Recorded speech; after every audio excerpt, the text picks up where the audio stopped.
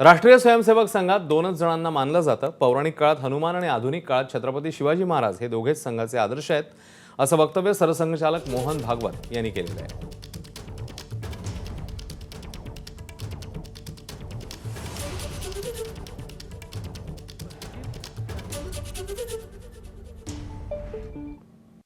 Doctor Hedgewar, गुरुजी आणि बाळासाहेब तिघांनी वेगवेगळ्या वेळी असं म्हटलेलं आहे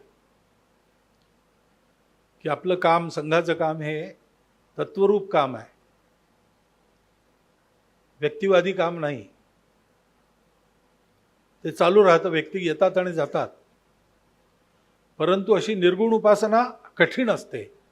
म्हणून जर आपल्याला साकार कोणी आदर्श हवाच असेल तो पौराणिक काळात श्री हनुमान आणि आधुनिक काळामध्ये छत्रपती शिवाजी महाराज हेच आहेत। शिवाजी महाराजांनंतर 250 वर्षानंतर सुद्धा तोच आदर्श आहे आणि आजही तोच आदर्श आहे। एबीपी माझा, उघडा डोळे बघा नीट।